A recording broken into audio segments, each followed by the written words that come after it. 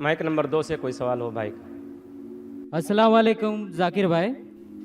I am Joseph Fernandes working in a call centre.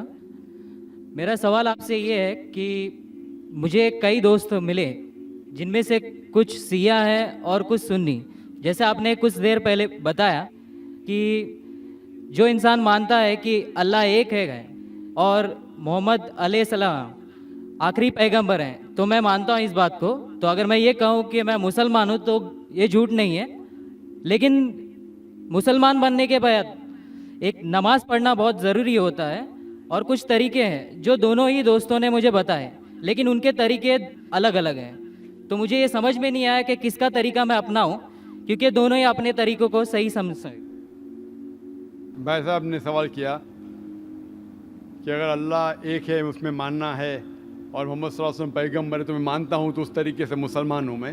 لیکن میرے دو دوست ایک شیعہ ایک سنی اور مسلمان بننے کے لیے نماز پڑھنا ضروری ہے تو کس طریقے سے نماز پڑھوں؟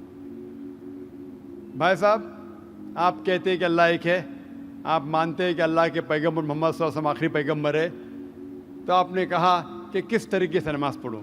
یہ شیعہ سنی جو آپ نے پوچھا, آپ جب قرآن پڑھیں گے قرآن میں نہ شیعہ ہے نہ سنی ہیں, قرآن میں نہ شیعہ ہے نہ سنی ہیں.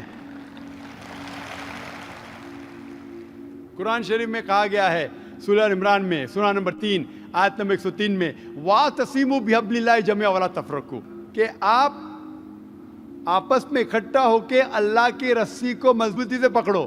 اللہ کی رسی ہے قرآن اور صحیح حدیث.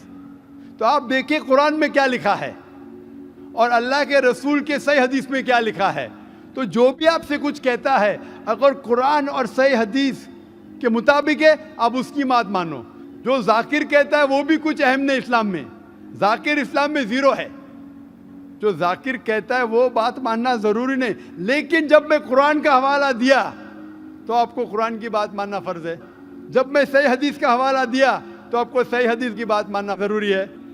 تو اسی لیے کوئی بھی شخص کچھ کہتا ہے اگر اختلاف ہے اس میں تو پھر سے رجوع ہو جاؤ قرآن اور حدیث کے پاس, کیونکہ قرآن میں لکھا ہے سورہ نساء میں سورہ نمبر 4 آیت نمبر 59 میں ورس نمبر 59 میں اطیعوا اللہ واطیعوا الرسول, اللہ کی اطاعت کرو, اللہ کی بات مانو اور اللہ کے رسول کی بات مانو. اور وہ لوگ those who have been charged with authority, جو اولو الامر ہے, وہ لوگ جو آپ کے امیر ہے. لیکن اگر ان میں اختلاف ہے پھر سے رجوع ہو قرآن اور حدیث کے پاس, اللہ اور اللہ کے رسول کے پاس. تو اگر دو شخص دو عالم کوئی بھی اگر اختلاف ہے آپ پھر سے مڑو اللہ اور اللہ کے رسول کے پاس, قرآن اور صحیح حدیث کے پاس. پھر دیکھو کہ کون سا دوست, کون سا مسلم, کون سا عالم, کون سا مولانا قرآن اور صحیح حدیث کے مطابق کہہ رہا ہے. آپ سمجھے؟ تو اس سے پتہ چلے گا کہ کیا صحیح ہے.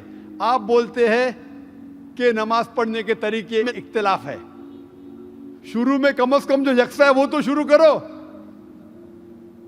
اختلاف بہت تھوڑا ہے, نماز کے طریقے میں اختلاف بہت تھوڑا ہے, جو یکساں ہے وہ تو شروع کرو. اگر آپ مسلمان بننا چاہتے ہیں تو اتنا وقت کیوں لے رہے؟ خالی نام کے مسلمان ہونا ضروری نہیں ہے, وہ کوئی فائدہ نہیں. عملی طور پہ مانو کہ اللہ ہے کہ اس کی عبادت کرو اور آخری رسول محمد صلی اللہ علیہ وسلم پہ ایمان لاؤ, اور اس کے بعد پھر تحقیق کرو. آپ کے دو دوست لوگ جو بول رہے قرآن سے کون میچ کرتا ہے, صحیح حدیث سے کون میچ کرتا ہے, کیونکہ اللہ کے رسول فرماتے صحیح بخاری کی حدیث ہے اس طریقے سے نماز پڑھو جس طریقے سے آپ نے مجھے دیکھا. تو جو صحیح حدیث سے ثابت ہے, قرآن اور صحیح حدیث سے, اس طریقے سے نماز پڑھو. لیکن اگر 19-20 فرق ہے کم از کم جو یکساں ہے وہ تو شروع کرو. اختلافی باتوں پہ تحقیق کرو, انشاءاللہ پتہ لگ جائیں گا آپ کو کیا صحیح ہے. تو انشاءاللہ ابھی آپ صرف نام کے مسلمان مت نہ ہو, عملی طور کے اوپر مانو کہ اللہ ہے کہ اور اللہ کے رسول محمد صلی اللہ علیہ وسلم آخری پیغمبر ہے. Hope that answers the question. Thank you, sir.